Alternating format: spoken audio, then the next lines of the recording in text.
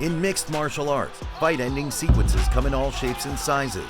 There's nothing quite like a bolt from the blue one-hitter quitter that could end a fight and destroy legacies within a split second, while sending shivers down our spines. So sit back and enjoy, because you really don't want to miss these one-punch knockouts. Now, here's a question for you guys. What's the easiest way of taking out boxers in an MMA fight? If you think taking them down and beating them into a pulp is the correct answer, Krzysztof Glowacki wants you to think again. The boxing phenom recently made his mixed martial arts debut. Glowacki was in a horrible position, but he kept a high guard and blocked most of his opponent's shots for a few seconds. Moments later, he pulled off one of the craziest one-punch knockouts in the history of MMA. The undisputed prince of walk-off knockouts, Sugar Sean O'Malley, has this supernatural ability to knock people out with one decisive blow. At bantamweight, you don't see power like that, but O'Malley has it, and Alfred Khashakyan experienced it firsthand in his Dana White's Contender Series debut in 2017.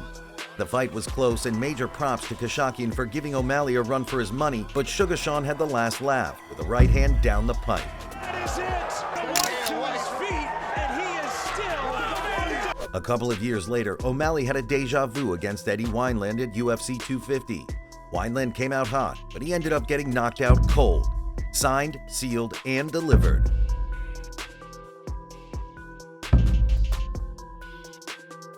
Not all one-hitter quitters are made equal. Some knockouts send shivers down our spines, and Ilia Topuria's hellish knockout of Herbert delivered exactly that. The Georgian is already a very aggressive fighter, but at UFC London, he had a chip on his shoulder since he was fighting in his arch-rival, Paddy Pimblett's backyard.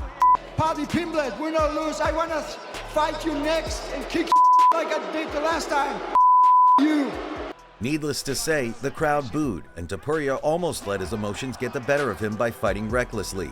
Thankfully, Topuria quickly cleared the cobwebs, readjusted, and then silenced the crowd by melting their boy. To the body, just like his fight against David Jackson, and the right hand of Herbert. Speaking of melting people, Asian MMA legend Aung Song has a knack for it as well, and he showed his legendary Burmese power against Japan's Ken Hasegawa. The fight was an all-out war, with the veterans standing and banging with zero regard for defense. Halfway through their 5-round fight, both Aung La and Hasegawa were exhausted, and it looked like they were fighting in slow motion.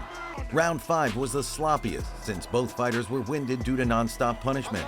Hasegawa had it worse, however, and just as he threw the kitchen sink, he was knocked out cold on the counter with his limbs twisted in all directions. Yikes.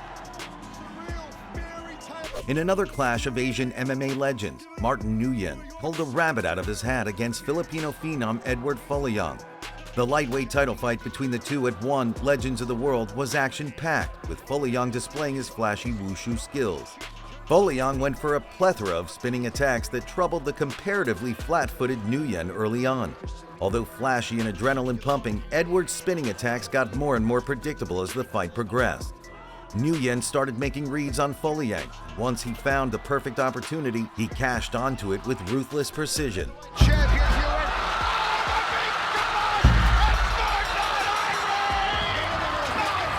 3 months prior to knocking Folayang out cold, this is what Nguyen had done to the previously undefeated Dagestani sensation Marat Ghafarov to win the one featherweight title. Just champ things.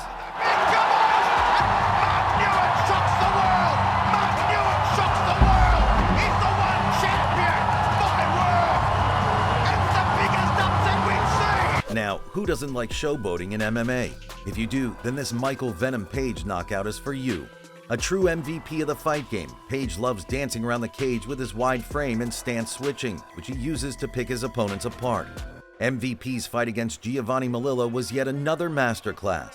For a minute, MVP danced, feinted, and showboated while testing Molillo's toughness with one strike after another. In the second minute, MVP landed a big right hand, and it was nighty-night.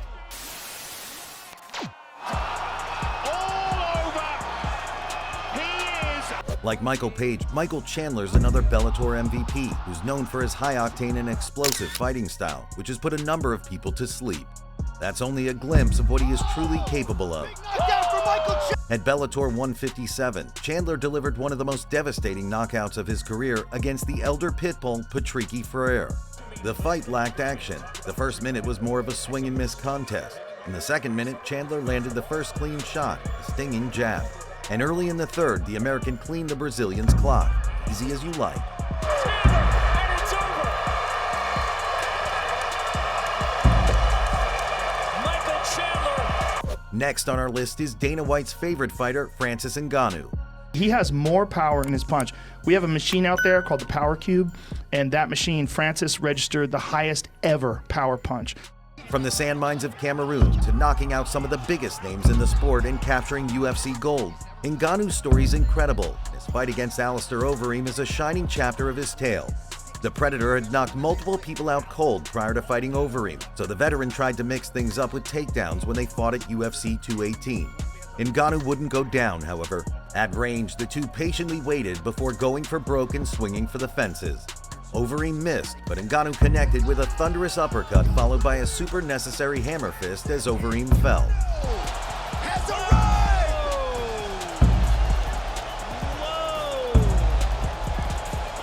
Ngannou is a scary monster indeed, but there's nothing quite like the H-bomb in mixed martial arts.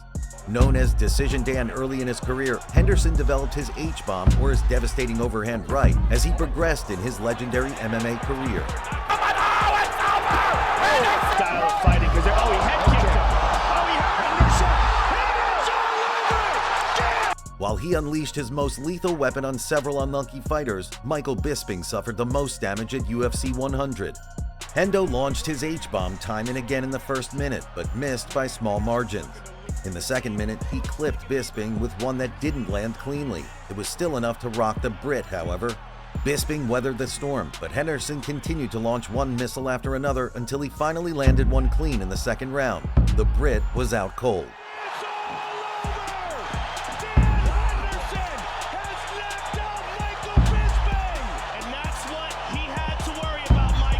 Like Dan Henderson, no MMA highlight reel is complete without the GOAT of all GOATs, Fedor Emelianenko, a force unlike any in his heyday. That's it. Project kid from the Cabrini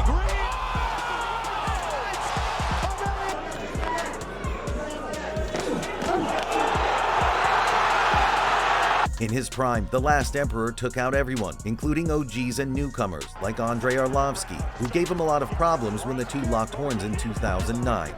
Arlovski used his youth and speed to frustrate the legend. Unfortunately, Arlovski got a little too cheeky and tried a flying knee, but he was shot down midair with a perfectly timed missile of a right hand by Fedor. The youngster was out before he hit the mat.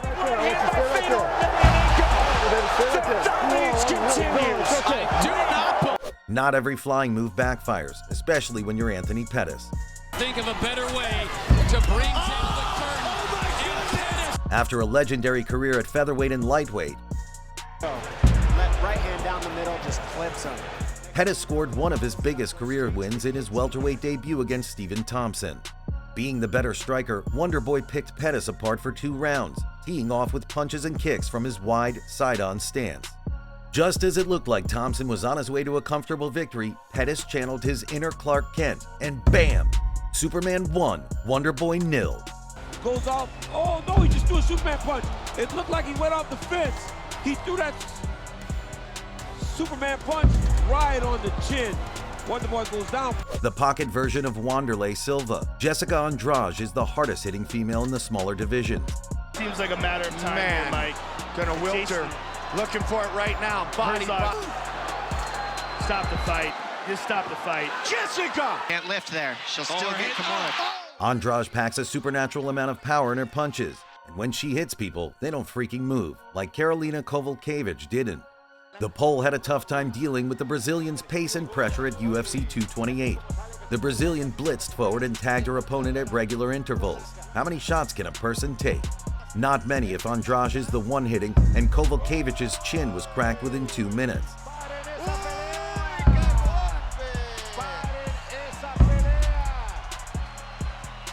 For years, Chuck Liddell terrorized UFC light heavyweights with his thunderous punches. Combination, uppercut, shoulder to the head down.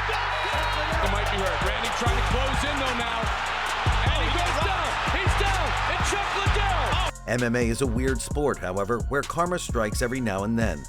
In his blockbuster light heavyweight matchup with Rashad Evans, Liddell tasted his own medicine. The Iceman started in a typical fashion, walking his opponent down to land a big strike.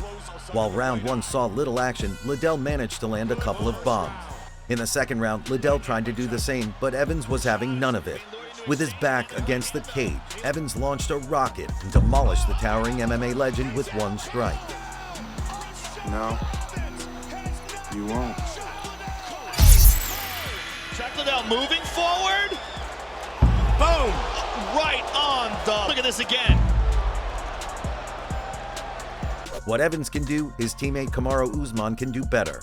During his reign as the UFC welterweight champion, Usman turned his critics into his admirers by putting one legendary performance after another. The highlight of his title run is, however, his victory over Jorge Masvidal in their rematch at UFC 261. Since the first fight was a wrestling-heavy decision win, UFC 261 was expected to be a repeat of it, but Usman broke the internet. After outworking Masvidal in round 1, Usman feinted a takedown and threw a straight right to the chin. Masvidal zigged when he should have zagged and ended up facing a crushing defeat. Look, watch. After it hits, boom! Look at, he's out cold. Look. Conor McGregor's rise to the top of the featherweight food chain was legendary. He came, he saw, and he conquered everyone that crossed paths with him, from Dustin Poirier to Chad Mendes. But nothing would ever come close to his featherweight title victory against Jose Aldo at UFC 194.